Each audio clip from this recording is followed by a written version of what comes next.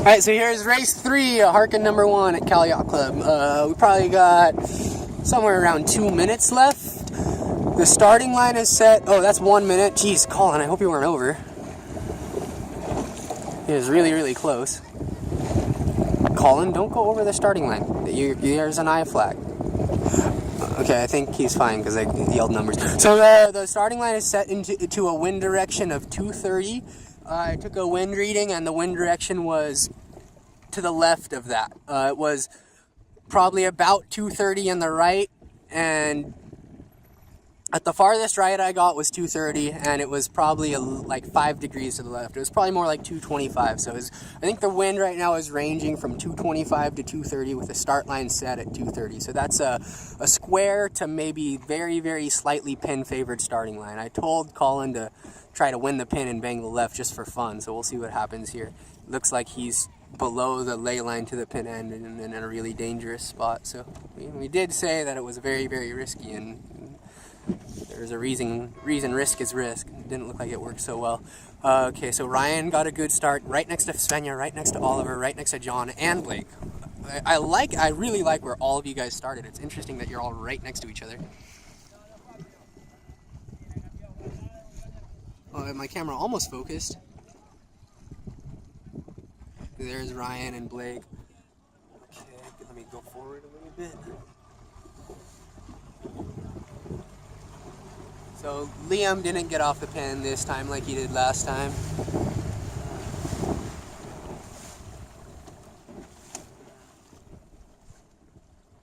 So there's Oliver, Blake, Ryan, and Svenja. All kind of hanging out together here. Where'd Ryan go? Okay, Blake tacked out. So Blake is... Okay, 90% of the fleet right now is on starboard. It looks like the wind's gone right here. So kind of a right phase. And if you're tacking and ducking into a header on a right phase right now, that's really, really bad. And that's what Blake was doing. That's what Blake is doing. That's what Liam is doing. Colin, our strategy definitely didn't work. Jack's doing really well. Jack had a great start. I didn't see where he was off the line, but he looks great right now. So Ryan here, where did he go? He's right on the other side of Jake. So Ryan and Svenja, they don't look that great right now. Okay, they're 10 boat lengths back on Junior up here, and I think that's Carter Cox. Okay, 15561. So, oh, Ryan, bad time to tack. So bad time to tack. Hopefully you come back soon. I think Svenja is gonna do better than you going forward here. So you see how many boats are on starboard, okay? And there's a reason that many boats are on starboard. Everyone's on starboard because we're in a right phase. The wind went right at the start. Liam's really good boat speed right there. Until his sprit gets too tight and kills it. So guys, if your sprit gets too tight here, it's killing your speed really, really bad. You probably want a wrinkle from the top of your mast going towards your clew, like when you're the my sprit is too loose wrinkle, but you want it just barely, only a tiny, tiny, tiny little one right at the top of your mast. So Ryan's gone back left. I like that. He didn't stay on that tack for very long, which is good.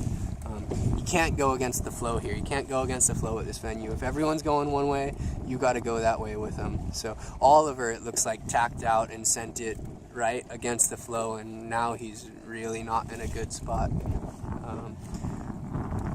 He's over in that clump somewhere. He's over there. And you could see his sprit's too tight too. So when you see that vertical diagonal wrinkle in light air, you can't have that. It's killer. You want to always, in sailing, you want to tune your boat and set your boat up for the light spots, okay? Set your boat up for the lulls, because if you're fast in the lulls, if you have good boat speed in the lulls, that's when you're going to pass people. Everybody's fast in the puffs, okay? And the differences in boat speed are less in the puffs than they are in the lulls. If you can be fast in the lulls, you'll make up much bigger gains than if you're the guy who's set up for the puffs. Okay, if you're the guy who's set up to be the fastest boat in the puffs, you're gonna be by far the slowest boat in the lull, and that's gonna be really, really costly. It almost seems like it's winding up towards the right even more, but I think it looks like there's way more pressure on the left. The wind's kind of dying. So when the wind's dying in Marina del Rey, especially kind of at this time of day, it's not that late, especially when it gets later, you really want to watch for the left to fill in.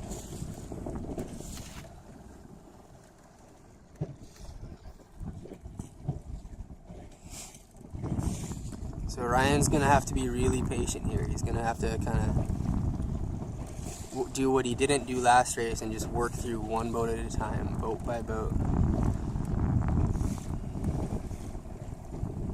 So that was a really tricky start, really tricky race. We got Mr. Janov. Looks like he might be winning the race up there. That's Jordan Janov. And I think that's Grant right there. So the two Janov, the two local guys, kind of have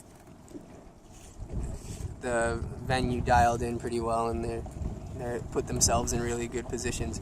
This venue is all about kind of risk management and probability, more so than a geographic venue that has always shifts the same direction. Here we have shifts going one way and shifts going the other way, and you kind of got to time into them. And the main goal is to put yourself in a position where you'll do well if it shifts either way. Okay, you have to be able to capitalize off of a lefty or a righty. Okay. And you have to put yourself in a position where you'll be okay no matter where the wind goes, which is what the Janovs have done here. They started in the middle of the starting line. There's a right phase, and they haven't tacked. They've stayed on starboard the whole time, haven't tacked in a right phase.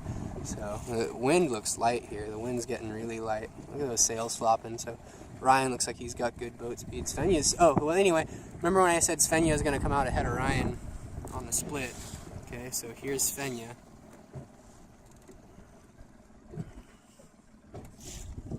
Okay, so Ryan went on port tack in a right phase and took transoms, where Svenja stayed on starboard tack in the right phase.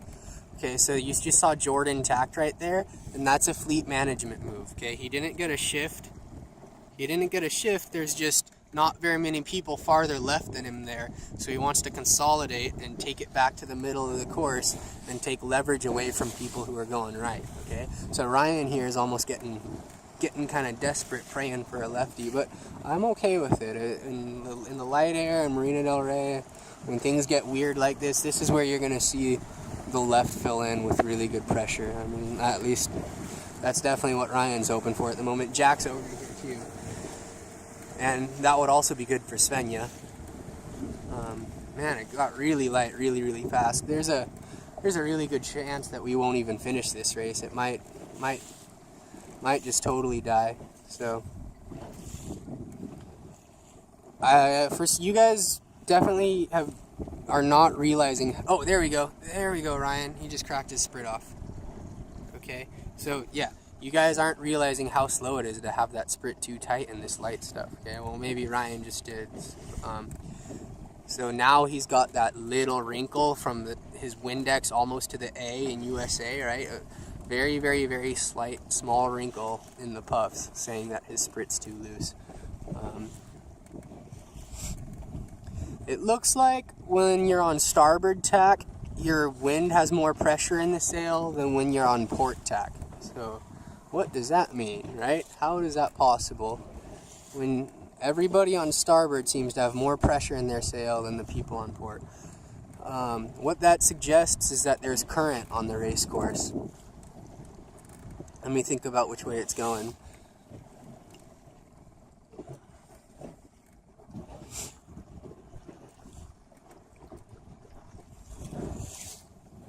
Okay, so it would be going from south to north, okay? If that observation is accurate, and that, I mean, that's what it would suggest, at least, if the boats on starboard tack have more power in their sail than the boats on port tack in the same location. If the current is sweeping from left to right across the race course, that will load up everybody on starboard tack and put pressure in their sails, and everybody on port tack, it will take the wind out of your sail. It'll give you a header and take the wind out of your sail. So apparent wind shift due to current is something you have to factor into your strategy, and that's over all of our heads at the moment. So if that is the case and the wind's consistently dying and we have a south to north coast current, even though the wind's not shifting direction, that effectively is a righty. Okay, because the apparent wind shift effect due to current increases and becomes more of a factor as the wind dies. So in effect, that's a righty. And it looks like the guys on the right are going to attack and be just hundreds of miles ahead right here. There's someone way out on the right. And it looks like they're not going fast. It looks like their sails flopping around. And I think when they tack over, it's going to load up because they're going to have the current helping them. I think they're going to cross the fleet by miles. Really tough, tricky race right now. With the wind just dying like that. And yeah, I'd say there's a good chance we don't get this one finished.